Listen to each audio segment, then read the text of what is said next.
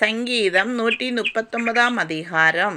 கர்த்தாவே, நீர் என்னை ஆராய்ந்து அறிந்திருக்கிறீர். என் உட்காருதலையும் என் எழுந்திருத்தலையும் நீர் அறிந்திருக்கிறீர். என் நினைவுகளை தூரத்திலிருந்து அறிகிறீர்.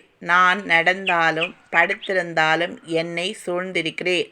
என் வழிகளெல்லாம் உமக்கு தெரியும்.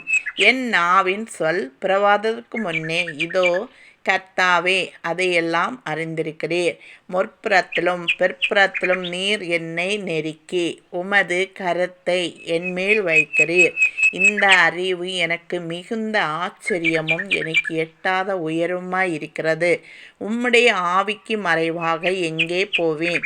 உம்முடைய சமூகத்தை விட்டு எங்கே போவேன்? நான் வானத்திற்கு ஏறினாலும் நீர் அங்கே இருக்கிறீர். நான் பாதாளத்தில் படுக்கை போட்டாலும் நீர் அங்கேயும் இருக்கிறீர். நான் விடியற்காலத்து செட்டைகளை எடுத்து சமுத்திரத்தின் கடையாந்தரங்களிலே போய் தள்ளினாலும் அங்கேயும் உமது கை என்னை நடத்தும்.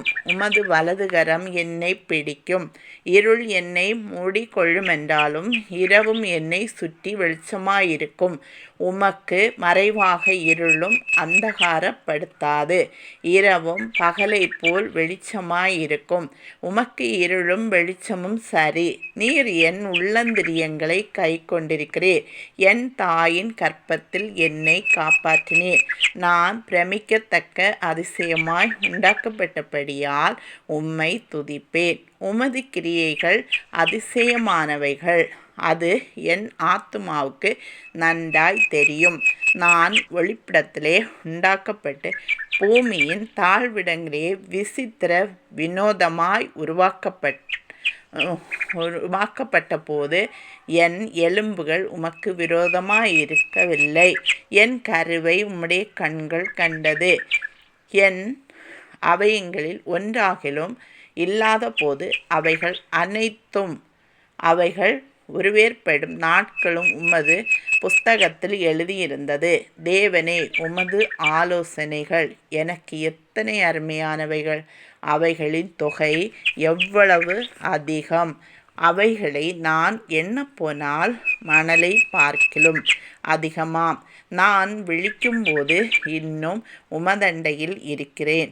தேவனே, நீர் துன்மார்க்கரை அழித்தீரானால் நலமாயிருக்கும். இரத்த பிரியரே, நீங்கள் என்னை விட்டு அகன்று போங்கள். அவர்கள் உம்மை குறித்து துன்மார்க்கமாய் பேசுகிறார்கள். உம்முடைய சத்துருக்கள் உமது நாமத்தை வீணாய் வழக்குகிறார்கள். கர்த்தாவே, உம்மை பகைக்கிறவர்களை நான் பகையாமலும் உமக்கு விரோதமாய் எழும்புகிறவரை அருவருக்காமலும் இருப்பேனோ? முழு பகையாய் அவர்களை பகைக்கிறேன். அவர்களை எனக்கு பகைஞராக எண்ணுகிறேன்.